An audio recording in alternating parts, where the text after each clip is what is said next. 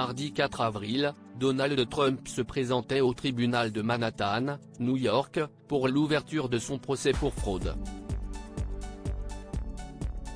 L'ancien président des États-Unis a été inculpé de 34 chefs d'accusation, pour lesquels il a plaidé non coupable.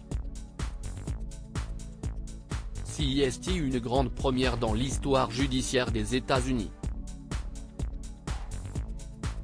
Ce mardi, un ancien pensionnaire de la Maison-Blanche s'est présenté à un tribunal pénal.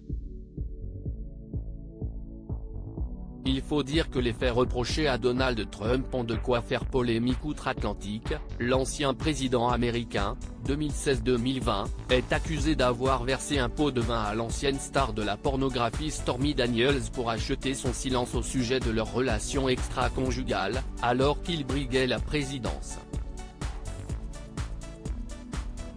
Un pot de vin qui aurait de plus été payé avec les fonds de sa campagne, ce qui relève donc du pénal.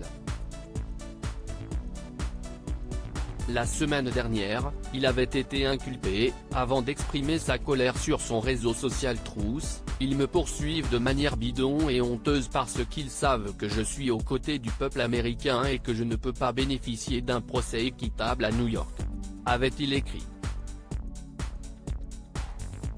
Veiller à ce que tous soient égaux devant la loi. Le mari de Melania Trump estime en effet qu'il s'agit d'une manœuvre politique, alors qu'il a annoncé sa candidature à l'élection présidentielle de 2024.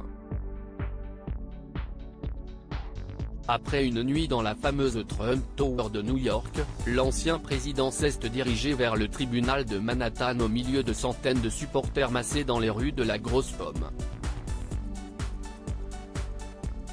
Lors de ce moment historique, il a comme prévu été inculpé de 34 chefs d'accusation relevant de la fraude, avant que son avocat Joe Tacopina n'annonce qu'il plaidait non coupable pour l'intégralité de ces derniers.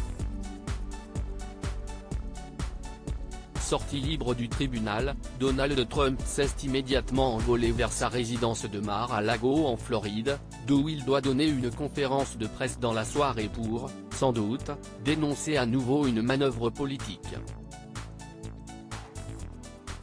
Le procureur de Manhattan Alvin Bragg n'a en revanche pas tardé à s'exprimer, assurant son intention de se montrer impartial, comme ce bureau l'a fait maintes et maintes fois. Nous assumons aujourd'hui notre responsabilité solennelle de veiller à ce que tous soient égaux devant la loi.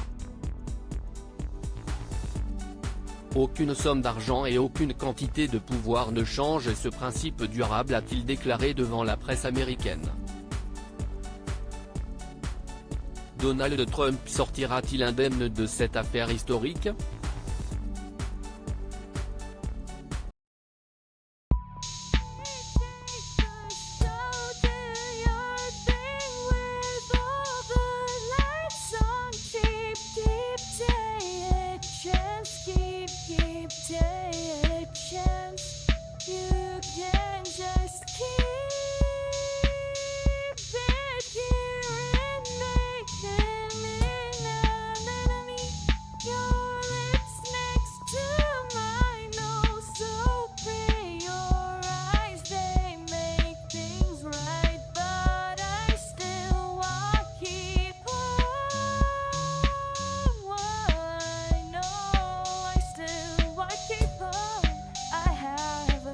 Keep it up, I have a